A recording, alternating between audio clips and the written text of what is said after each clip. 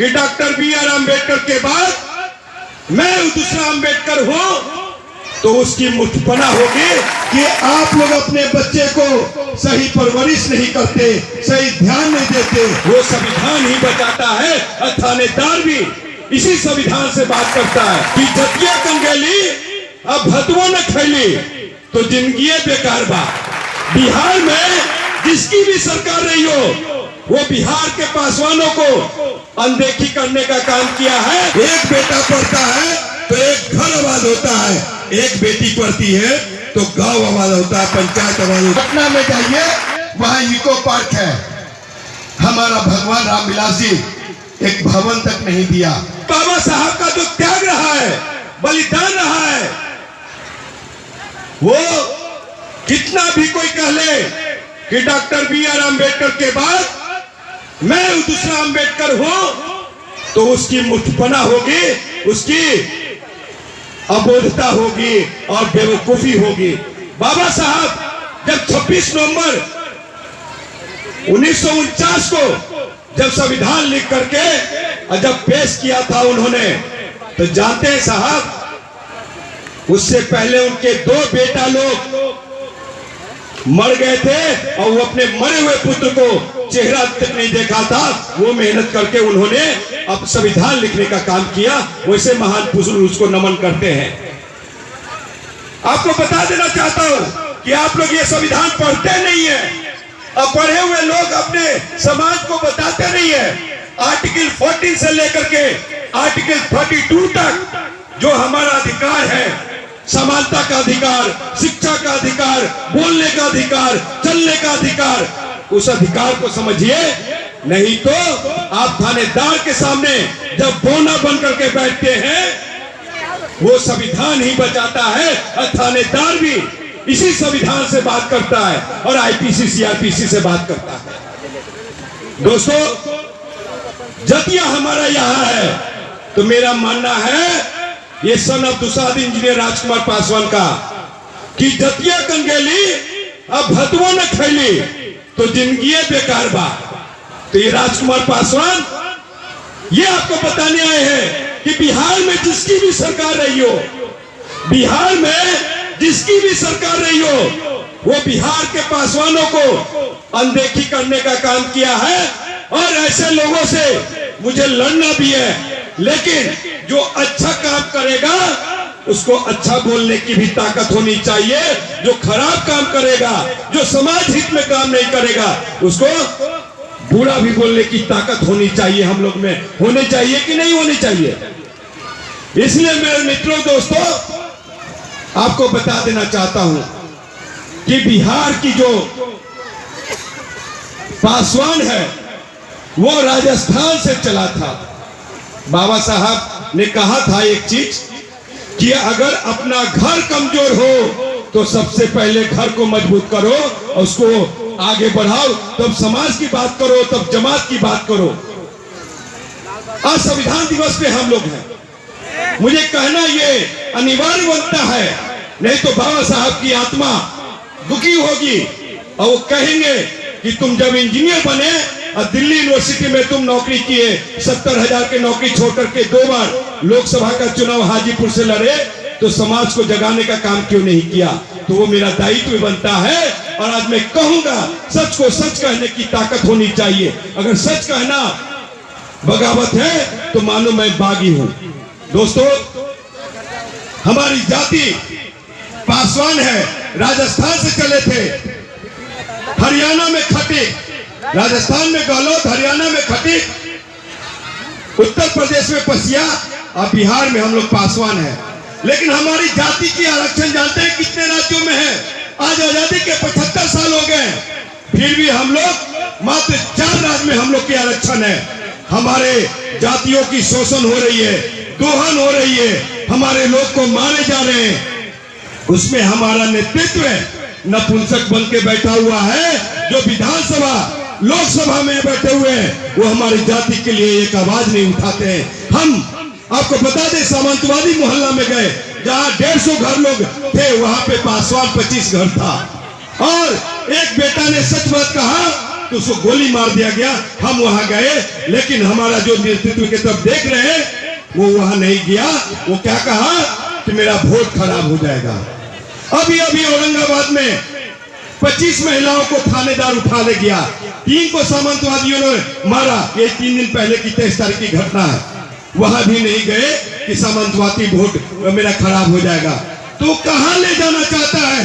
आपको मैं इतना ही कहने आया हूं, जगाने आया हूं कि अपने संवैधानिक अधिकार को पहचानिए। बाबा साहब इसलिए नहीं कहा दिया था ये संविधान, बाबा साहब इसलिए दिया था कि आप लोग जो बार बार कहते हैं यहाँ पे हमारे वक्ता लोग कि संगठित हो, शिक्षित हो, संघर्ष करो, लेकिन ये इंजीनियर राजकुमार पासवान कहने आया है कि उठो, जागो और अपने संवैधानिक अधिकार को छीन लो। ऐसे नहीं मिलने वाला है। और रही बात है कि हम लोग आज तक गरीब क्यों हैं, मेरा समाज गरीब क्यों है? इसलिए गरीब है कि बिहार से लेकर के केंद्र तक, बिहार से लेकर केंद्र तक 104 योजनाएं चलती है। उन योजनाओं में से कुछ योजनाओं को चलाओ, उन योजनाओं में से कुछ योजनाओं को चलाओ और सबको बंद कर दो। और जितने भी एलपीएल, बीपीएल और एलपी धारी कार्ड हैं, जो कार्डधारी हैं, उन सभी बेटा युवा नौजवान बेरोजगारों को सरकार 5,000 रुपया प्रति महीना दे तो ऐसी समाज सुधर जाएगा और आगे बढ़ जाएगा। लेकिन वो सरकार करने के लिए आवाज नहीं उठा रहा है, क्योंकि गरीब को गरीब ही रहने देना चाह रहा है, अनपढ़ को अनपढ़ ही बनाए रखना चाहता है। वो सरकार की नीति है।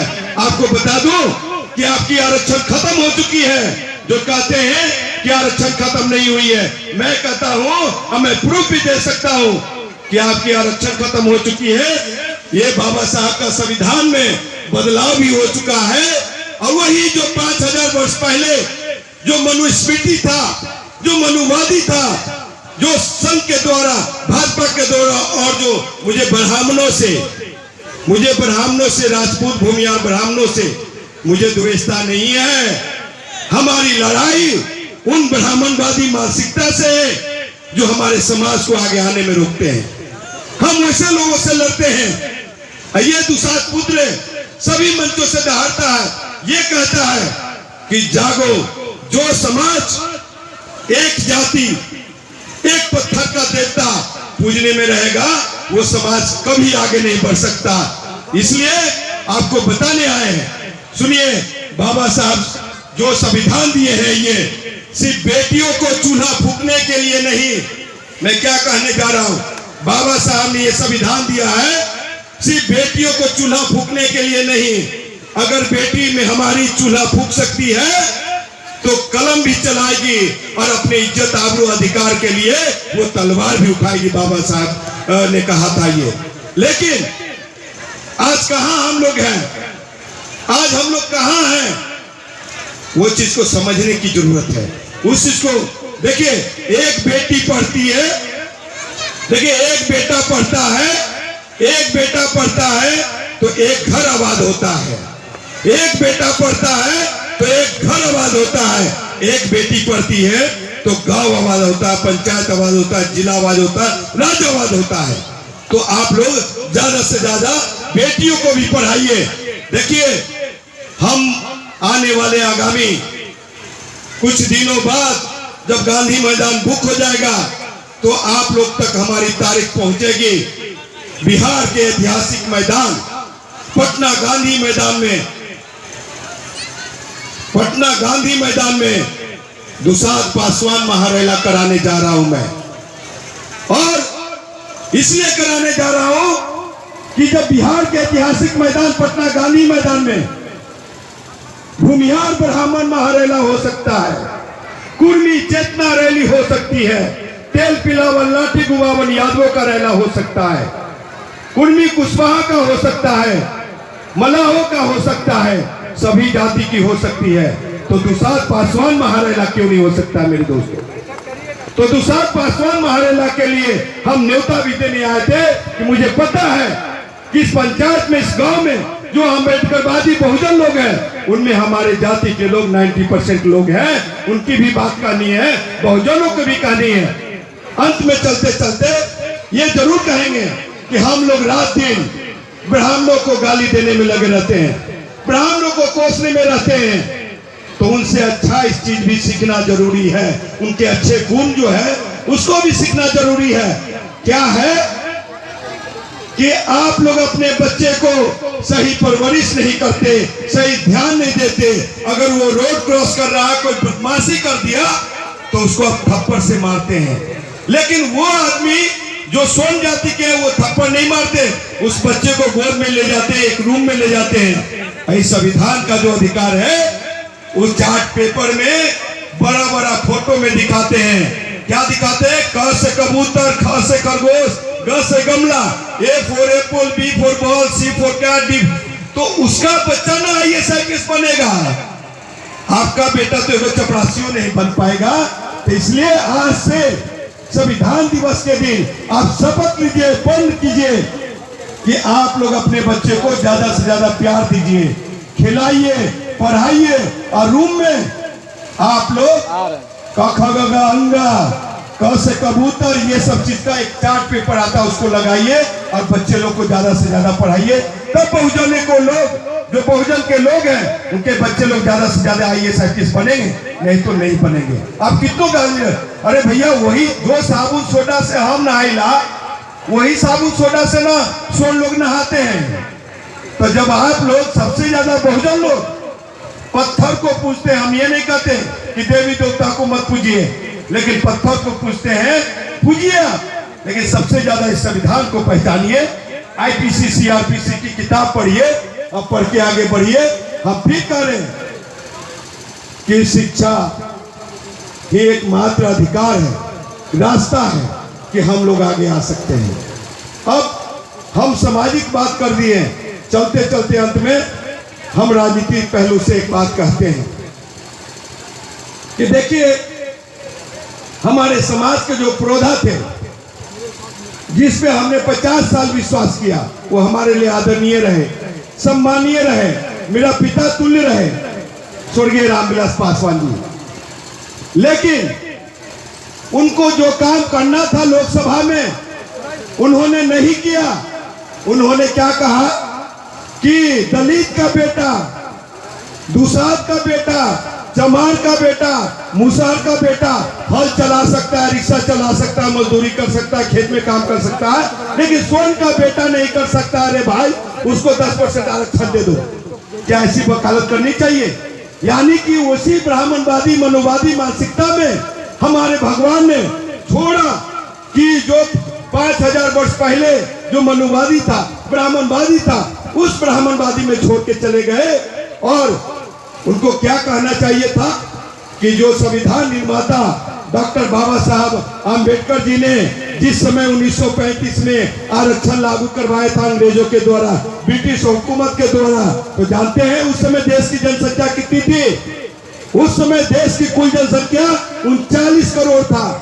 आज कितना है साहब? 140 करोड़। तो ये बताइए 22.5% आरक्षण बढ़ना चाहिए था कि घटना चाहिए था? बहुजनों को सही अधिकार मिलना चाहिए था कि नहीं मिलना चाहिए था? तो हमारे भगवान रामविलास जी ये कहते लोकसभा में, स्वर्ण आरक्षण दिए, उसका मैं विरोध नहीं कर रहा हूं, लेकिन इतना जरूर कहता हूं कि उसके जगह पे तो उसके बाद में ये कहते कि जो आरक्षण 22.5% है, जो आरक्षण 22.5% है, उस समय कोई स्थिति को देखते हुए दिया गया था। बाबा साहब का सपना तब साकार होगा कि आज 140 करोड़ की जनसंख्या में बहुजनों का 42% जनसंख्या है। तो आज के डेट में 35 से 40% आरक्षण होनी चाहिए अनुसूचित जाति जनजाति को कि नहीं? आपसे पूछता हूं, होना चाहिए कि नहीं होना चाहिए? तो 22.5 क्या आप लोग के मुंह में आवाज नहीं है साहब? होना चाहिए था कि नहीं होना चाहिए था? तो ये चीजें हमको उनसे दोस्तों सब लोग कहते हैं कि इंजीनियर राजकुमार पासवान रामविलास जी का चिराग का विरोधी है। अरे भाई वो भी मेरे पिता तुल्य रहे हैं, वो भी हमारा भाई है, लेकिन गलत जगह में जाएगा तो ये राजकुमार पासवान बर्दाश्त नहीं करेगा, समाज का नुकसान होगा,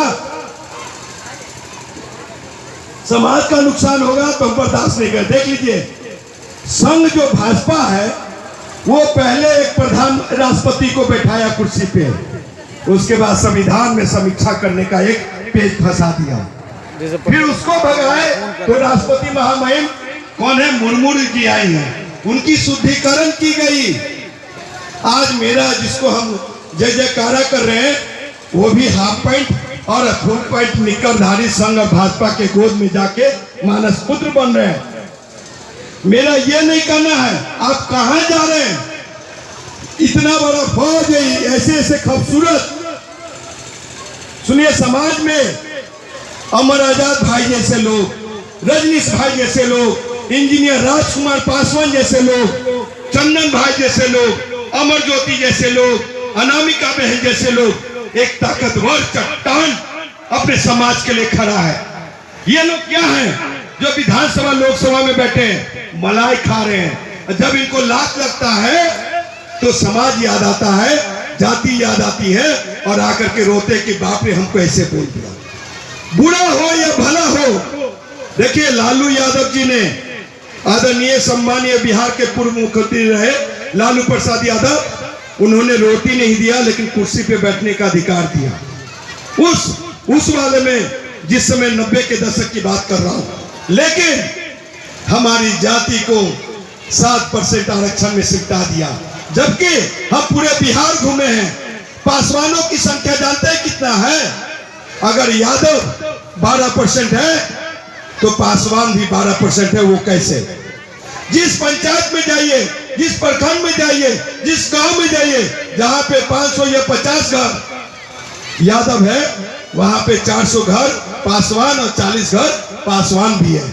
जहां पे 500 घर 40 घर पासवान है, वहां पे 400 घर 40 घर यादव भी है। हम ये तोड़ने की बात नहीं कर रहे, हम सब यादव पासवान लोग एक चट्टानी एकता है, बहुजन है सब लोग, लेकिन हम लोग अलग बट के क्यों हैं?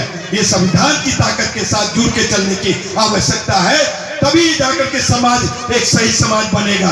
फिर आपको बताना चाहता हूं कि आया नीतीश कुमार जी का समय, बिहार के सम्मानीय मुख्यमंत्री नीतीश कुमार जी का जब वक्त आता है, हो सकती है उनसे छोटी मोटी गलतियां हुई होगी पासवान के लिए, लेकिन आपको जानना जरूरी है, जैसा कि रजनीश भाई ने कहा कि पंचायती राज में 50% आरक्षण अनुसूचित जाति जनजाति महिलाओं के लिए दिया, तभी जाके आज पासवान सबसे ज्यादा मुखिया सरपंच वीडियो बन रहा है और महिला बन रहा है। और एक चीज और बता देता हूं जो कि रजनीश भाई ने कहे, पटना में जाइए, वहां इको पार्क है, हमारा भगवान रामविलास जी एक भवन तक नहीं दिया कि यहां से बेटा बेटी जाए तो पटना में कहां रहेगा।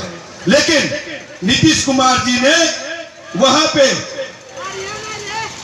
बिहार के मुख्यमंत्री नीतीश कुमार जी ने वहां पे 100 एकड़ में राजा सालेस पार्क इको पार्क बनाने का काम किया है।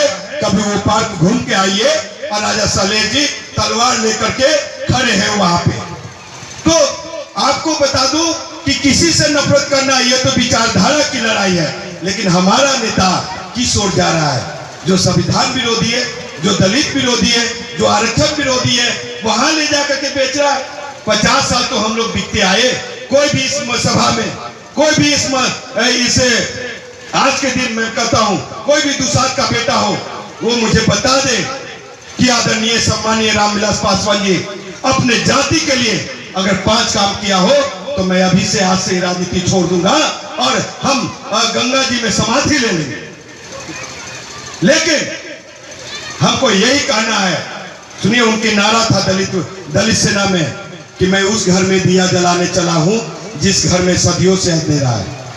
हम भी उस नारे के बेस पे, उस नारे के आधार पे 2002 से 2005 में रामविलास जी की जय जयकारा करते थे। लेकिन उन्होंने क्या किया? सभी गरीब शोषित वंचितों के घर में से ढिबरी का तेल निकाल लिया थोड़ा थोड़ा और अपने घर में चिराग जला लिए। तो वो चीज बर्दाश्त नहीं होगा। अपने समाज के खूबसूरती को पहचानना होगा। 5 ताकतवर नेता पैदा कीजिए, तभी जाके समाज का उद्धार होगा। नहीं तो भैया लाठी खाते रहिएगा, मार खाते रहिएगा। जिस तरह से औरंगाबाद में, जिस तरह से सीतामढ़ी में सामंतवादी लोग हमारे भाइयों को बेटाओं को हत्या कर रहा है। और सुन लीजिए, एक आंकड़ा मैं देके जाता हूं। किसी को नहीं पता है कि बिहार में कितने % पासवान है। मुझे पता है 10 से 12% पासवान है। किसी को पता नहीं है कि बिहार में 1990 से लेकर के और अभी तक कितने पासवान बेटाओं की हत्या हुई। मुझे पता है 1 लाख बेटाओं की हत्या हुई है अब तक। किसी को पता नहीं है कि पासवान की बेटियों को, दलित की बेटियों के कितने लोगों की रेप करके हत्या कर दी गई है। वो इंजीनियर राजकुमार पासवान के पास है 50,000 से ऊपर बेटियों को रेप करके हत्या कर दी गई है। आपको बता दूं कि बहुजन के लोग, दलित के बेटा लोग, कितने लोग जेल में अभी बंद है। वो राजकुमार पासवान के पास आंकड़े हैं कि 5 लाख से ऊपर बेटा लोग, दो दलित, शोषित, वंचित, दुसाध, चमार, मूसा, डोम के बच्चा लोग आज निर्दोष जेल में बंद है। और हमारे विधानसभा, लोकसभा में बैठने वाले लोग एक सवाल नहीं उठाते हैं। अब एक चीज बताता हूं अंत में चलते चलते, कि जो 2 लोगों की लड़ाई है, असली शेर और नकली भालू का, मतलब कि समझ चाहेंगे, नकली शेर और नकली भालू का। इनकम टैक्स वो लोग क्या आपके बच्चों को समस्या की लड़ाई लड़ रहे हैं? आपका बेटा लोग, कितने लोग बेरोजगार घर में बैठे हैं, उस समस्या की लड़ाई लड़ रहे हैं? नहीं साहब, वो अपने कुर्सी की लड़ाई लड़ रहे हैं, वो अपने वर्चस्व की लड़ाई लड़ रहे हैं। समाज का बेटा ऐसा हो, हमारा करना जरूरी है। और अब खत्म कर देंगे। पटना में एक सामंतवादी की बेटी की शादी होती है और बिहार पुलिस दारू सर्च करते हुए दुल्हन के कमरे तक चली जाती है। उसकी सवाल चिराग पासवान उठा देते हैं लोकसभा में कि एक पुलिस जो है दुल्हन के कमरे तक चली जाती है, लेकिन वैशाली की धरती पे एक दलित, बहुजन की बेटी, अनुसूचित जाति, जनजाति की बेटी की रेप होता है। 15 दिन तक बाहुबली लोग उठा के ले जाते, रेप होता है, हत्या कर दिया जाता है, 16वां दिन बांस में, खंडक में खार करके फेंक दिया जाता है। लेकिन उसका मेरा चिराग भाई लोकसभा में आवाज नहीं उठाते हैं। तो आप ही लोग बताइए, दोनों में से कौन सा जरूरी है सवाल? और आज हमारे समाज कमजोर क्यों हो रहा है? हमारी बेटियां कमजोर क्यों हो रही है? सरकार के तरफ से जो भी विधानसभा, लोकसभा में बैठे हैं, हमारे लाभकारी योजना है, लाभकारी योजना है, उस योजना को सही आईना दिखाने वाले लोग नहीं है, बंदरबात खाने वाले लोग हैं। इसलिए युवा नौजवान साथियों, आप मेरे भाषण पे ताली मत बजाओ, लेकिन ये जो राजकुमार पासवान कह के जा रहा है कि आप लोग वो दिन भी याद रखोगे कि राजकुमार पासवान समाज हित की बात करता था, बहुजन की बात करता था, जाति की बात करता था, लेकिन उसको गले नहीं लगाए। हम नहीं कहने आए कि मुझे लोकसभा भेज दो, मुझे राज्यसभा भेज दो, मुझे एमएलसी बना दो, मुझे मंत्री बना दो, लेकिन इतना जरूर कहने आए हैं कि 10 अपने समाज का ऐसे बेटा वीर पैदा करो, ऐसे बेटा वीर पैदा करो जो कि सामंतवादियों की आंख अगर हमारे समाज पे उठे तो संवैधानिक अधिकार के द्वारा उसका आंख निकाल लिया जाए और हाथ काट दिया जाए। लेकिन अगर हाथ में चूड़ी पहनने वाले लोगों को अगर विधानसभा, लोकसभा भेजेंगे तो आपका समाज का उत्थान नहीं होगा, कल्याण नहीं होगा। और हम इन्हीं चंद शब्दों के साथ, कहना तो बहुत है, भीड़ भी कम है, लेकिन मुझे मालूम है कि ये युवा नौजवान साथी लोग कल को इतिहास का पन्ना जब पलटेंगे तो कहेंगे कि इंजीनियर राजकुमार पासवान जो वैशाली से आया था और 14 में जो लोकसभा चुनाव लड़ा, रामविलास पासवान जी को परिवारवाद, परिवर्तनवाद के लिए जो चैलेंज किया था, फिर पारस जी के खिलाफ जो 19 में चुनाव लड़ा, वो बेटा आया था, कुछ बात कह के चला गया। लेकिन एक मैसेज दे के चाह रहा हूं कि बिहार के ऐतिहासिक मैदान पटना गांधी मैदान में कभी हमारी जाति दुसाधों का महारैला नहीं हुआ। इसलिए आने वाले समय में हम इसी 2023 हो सकता है अप्रैल, जब गांधी मैदान बुक हो जाएगा तो रजनीश भाई के थ्रू मैसेज हम दे देंगे और दुसाध पासवान महारेला हम कराने जा रहे हैं। आप लोग का सहयोग चाहिए, साथ चाहिए सभी के साथ, और आप लोग सभी लोग आशीर्वाद दीजिए। हम जय भीम, नमो बुद्धाय, जय बहुजन, जय संविधान, जय अम्बेडकर।